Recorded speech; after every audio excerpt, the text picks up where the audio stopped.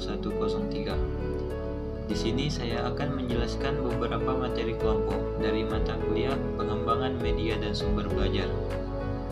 Langsung saja materi pertama, yaitu konsep dasar teknologi pendidikan. Teknologi pendidikan menurut istilah bahasa Yunani yaitu asal katanya teknik, dengan makna seni, kerajinan tangan atau keahlian. Bagi bangsa Yunani kuno, teknologi sangat diakui sebagai suatu kegiatan khusus dan sebagai pengetahuan. Sedangkan istilah dalam bahasa Inggris adalah instructional technology atau educational technology. Jadi, yang diutamakan adalah media komunikasi yang berkembang secara pesat sekali yang dapat dimanfaatkan dalam pendidikan. Teknologi informasi dan komunikasi memiliki beberapa fungsi utama yang digunakan dalam kegiatan pembelajaran. Yang pertama, teknologi berfungsi sebagai alat. Yang kedua, teknologi berfungsi sebagai ilmu pengetahuan. Dan yang ketiga, teknologi berfungsi sebagai bahan dan alat bantu untuk pembelajaran. Teknologi tidak merupakan kunci ke arah sukses yang pasti dalam pendidikan. Akan tetapi, teknologi pendidikan menunjukkan suatu prosedur atau metodologi yang dapat diterapkan dalam pendidikan. Teknologi pendidikan dapat juga dipandang sebagai suatu gerakan dalam pendidikan yang diikuti oleh guru yang merasakan bahwa mengajar hingga kini masih dilakukan secara sembrono, asal-asal saja tanpa dasar yang kokoh ataupun menurut seleranya masing-masing.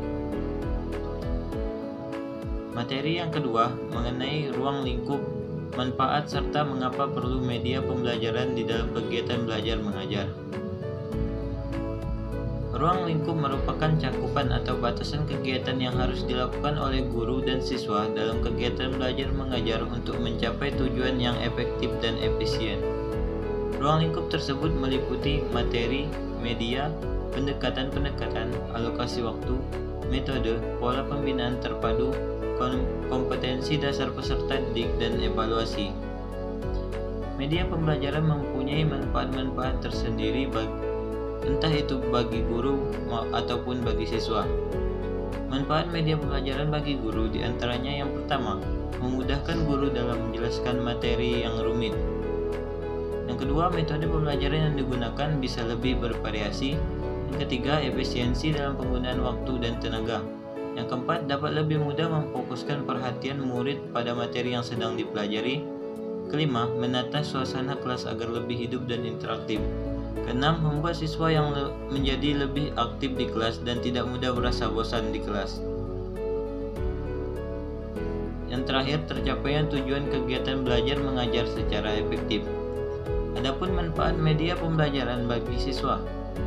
Yang pertama, bisa lebih memahami materi yang disampaikan pengajar. Yang kedua, pembelajaran lebih menyenangkan dan mudah dimengerti. Tiga, kualitas belajar siswa meningkat. Keempat, proses belajar dapat dilakukan di mana saja. Kelima, mendukung pembelajaran mandiri atau otodidak. Dan yang terakhir, membangkitkan motivasi, minat, dan keinginan belajar. Pentingnya media pembelajaran di dalam kegiatan belajar sudah dapat kita lihat saat ini. Seorang guru memiliki akses yang luas untuk mendapat informasi tentang apa yang termasuk media pembelajaran. Komunikasi dapat dilakukan dengan mudah dan menjangkau banyak tempat. Bahkan tidak ada lagi batas antar kelas, antar sekolah, bahkan antar negara. Untuk dapat mengetahui proses belajar mengajar di suatu negara, seorang guru dapat mempelajarinya melalui internet. Ada banyak sekali informasi yang tersedia seperti di website, jurnal, dan video. Lanjut materi yang ketiga mengenai konsep, fungsi, prinsip, dan ciri media pembelajaran.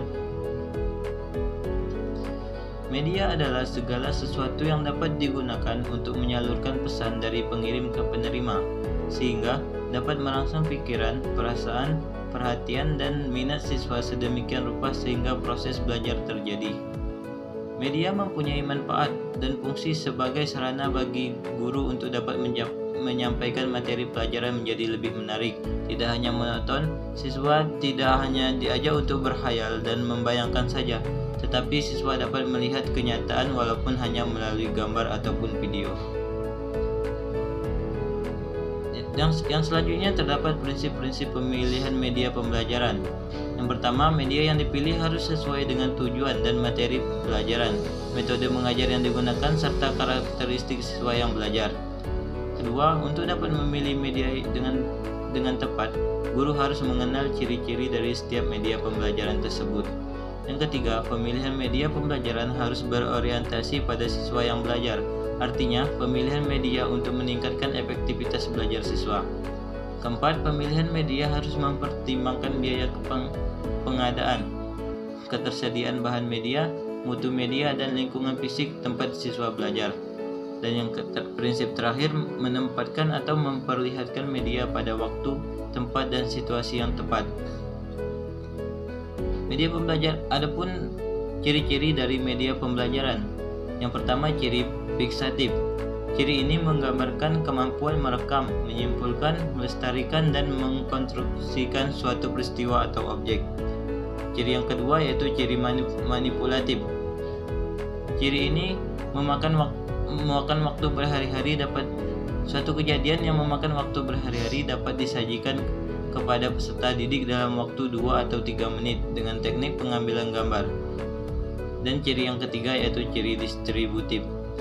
Ciri distributif ini, media memungkinkan suatu objek atau kejadian ditransformasikan melalui ruang, dan secara bersamaan kejadian tersebut disajikan kepada peserta didik dengan stimulus pengalaman yang relatif sama mengenai kejadian ini.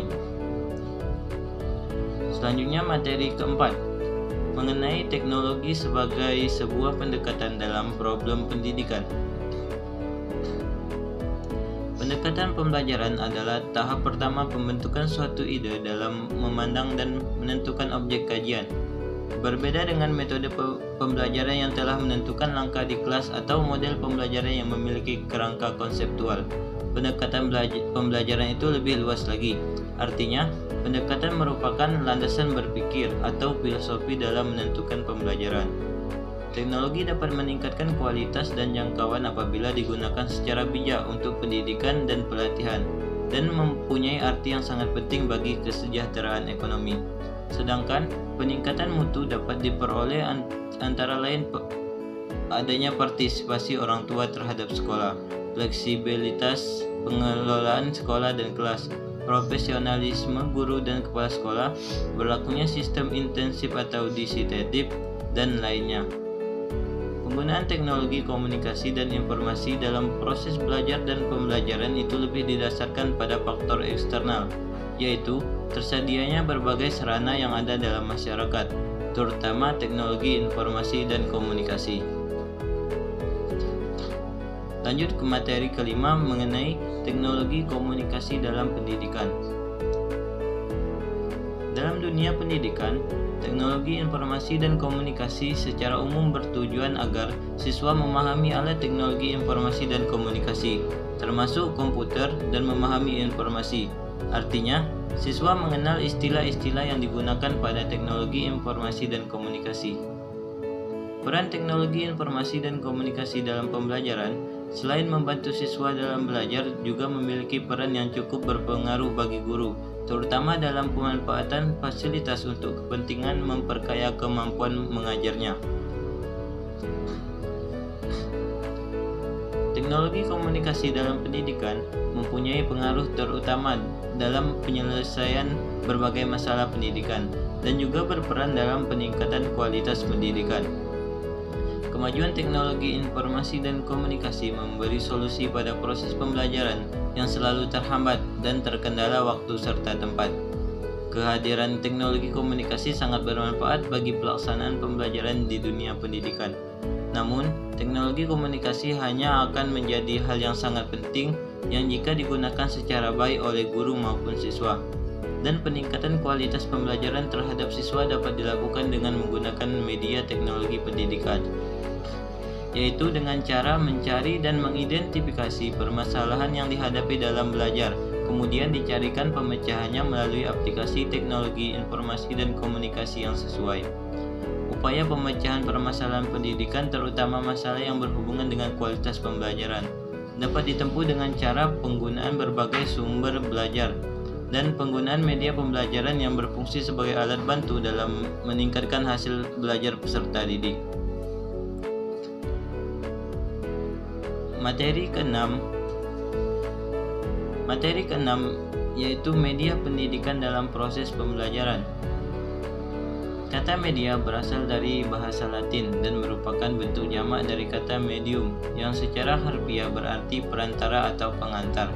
Sedangkan media pendidikan merupakan seperangkat alat bantu atau pelengkap yang digunakan oleh guru atau pendidik dalam rangka berkomunikasi dengan siswa atau peserta didik. Alat bantu itu disebut media pendidikan, sedangkan komunikasi adalah sistem penyampaiannya.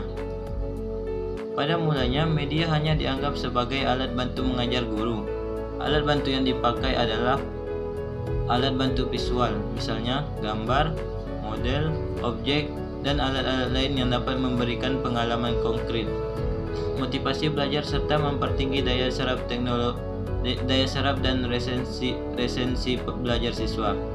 Dengan masuknya pengaruh teknologi audio pada sekitar pertengahan abad ke-20, alat visual untuk mengkonkretkan ajaran ini dilengkapi dengan alat audio, sehingga kita kenal adanya alat audio visual.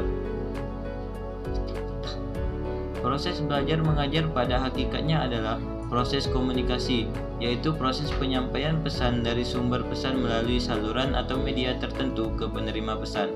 Pesan yang akan dikomunikasikan adalah isi ajaran atau didikan yang ada dalam kurikulum. Sumber pesannya bisa guru, siswa, orang lain, ataupun penulis buku dan produser media. Dan materi yang terakhir mengenai kriteria penggunaan media pendidikan. Agar kegiatan belajar mengajar dapat berlangsung secara efektif dalam mewujudkan tujuan-tujuan yang ingin dicapai, diperlukan adanya dukungan media pengajaran, baik itu media cetak, media elektronik, ataupun objek yang nyata. Pendidik harus memiliki pandangan luas dalam memilih media yang tepat untuk digunakan, karena hal itu menentukan keberhasilan pembelajaran pada waktu itu. Pendidik juga harus memperhatikan kondisi peserta didik dalam memilih media tersebut, agar peserta didik tidak merasa diberatkan dengan media yang dipakai. Di samping itu pula, pendidik juga harus memperhatikan kondisi dari proses pembelajaran yang sedang berlangsung, karena media yang digunakan akan sangat berpengaruh bagi kelangsungan kegiatan pembelajaran tersebut. Penggunaan media pembelajaran dalam proses pembelajaran akan memberi kontribusi terhadap efektivitas pencapaian tujuan pembelajaran. Berbagai hasil penelitian pada intinya menyatakan bahwa berbagai macam media pembelajaran memberikan bantuan yang sangat besar kepada peserta didik dalam proses pembelajaran. Namun demikian, peran tenaga pengajar itu sendiri juga menentukan terhadap efektivitas penggunaan media dalam pembelajaran. Peran tersebut tercermin dari kemampuannya dalam memilih media yang digunakan. Jadi guna dari kriteria pemilihan media dalam pembelajaran yaitu agar peserta didik bisa mengetahui media apa yang cocok digunakan dalam situasi tertentu. Jangan sampai pendidik salah pilih media pembelajaran yang akan diajarkannya nanti. Mungkin itu saja yang dapat saya jelaskan. Saya akhiri. Wassalamualaikum warahmatullahi wabarakatuh.